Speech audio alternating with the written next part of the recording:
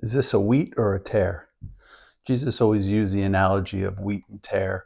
And are we wheats or are we tares? And what's the difference? And how does that fit into nature? And how does that fit into the Bible? And how does that fit into the end? Stay tuned and you'll find out. We are told to strip away church doctrine that's not based on Scripture. Jeremiah prophesies that the Gentiles will come from around the world and confess that they inherited lies, vanities, things with no profit. You think showing up for church each week and punching a time clock's going to do it? No, there's a lot more work than that. God sent him to me. I guess that could be true, but take your seat next to me in the pews. This is season 2. Let's go. Jesus spoke mostly in parables and analogies, and the wheat and the tare is a perfect analogy. Now, what Jesus would do is he would refer to people as wheat because they bear fruit, and tares as just a wild plant. And he made several parables about it, which I'm going to read later in the episode. But I just want to talk about tares for a second. And what is a tare? And I'm going to put a picture of a tare up right here. If you look, it didn't match the first picture that I put up. The first picture I put up was actually wheat. And let's take a look at them side by side so you can see the difference between a wheat and a tare and how they look similar. And as a child growing up in Illinois in the plains, we used to run through a lot of, they were basically weed fields. And I used to see these in the wheat, in the fields. And I used to think, wow, are those little wheats that just grow wild? And as a kid, I thought it was wheat, but it was actually a tare. And I just want to give another analogy. And before I say what's the purpose of a tare, because we don't eat tares. I don't even know if the animals eat tares.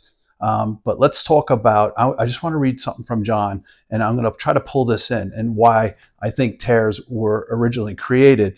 Now I'm going to read John 9.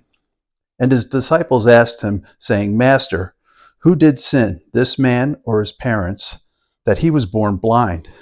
Jesus answered, "Neither hath this man sinned, nor his parents, but that the works of God should be made manifest in him." So in other words, this guy was born blind so that Jesus could come along later and restore his sight of a person to fulfill scriptures, of a person that was born blind. But the reason I say that, he was born blind for this reason. Now let me ask you this. Is it possible that God created tares for the same reason? Because we don't eat them, and I don't think livestock eats them. I never seen them eat them. So what's the purpose of them? Other than Jesus coming and making these analogies. Now let's give an example of Jesus using wheat and tares in some of his sayings. And I'm going to read Matthew 13. And I'm going to start in chapter 37. Jesus had dismissed the people and he was alone with the disciples. And let's pick it up in 37. And they asked him to explain the wheat and tares parable that he gave the crowd.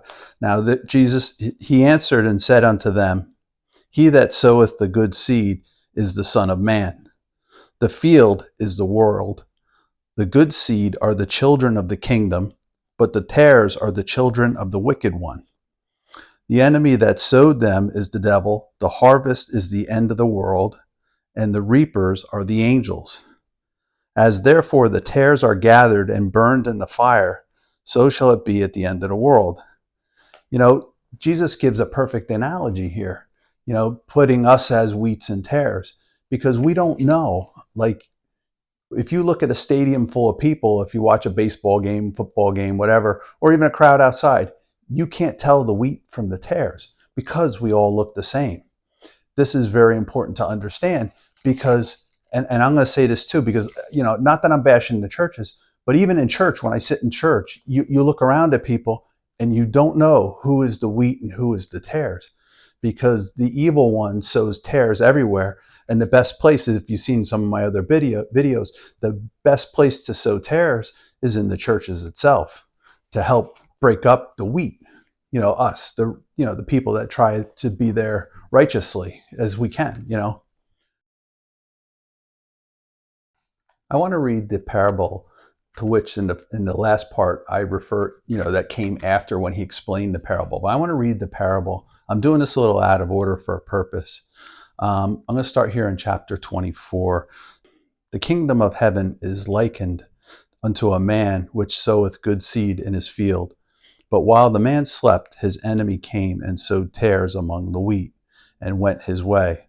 But when the blade was sprung up and brought forth fruit, then appeared tares also. So the servants of the householder came and said unto him, Sir, didst not thou sow good seed in thy field?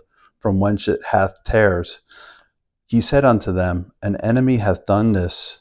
The servants said unto him, Wilt thou then that we go and gather them up? But he said, Nay, lest while you gather up the tares, ye root up also the wheat with them. Let's both grow them together until the harvest. And in the time of the harvest, I will say unto the reapers, Gather ye together first the tares, and bind them in bundles to burn them, but gather the wheat into my barn. This is scary. Now, what he's saying here is, which is pretty obvious, but what he's saying here is that you can't just rip out the tares, because when you pull out the plant, you'll rip out the roots of the wheat and you'll damage the wheat. And that's the same in society today. We have a lot of tares in our society.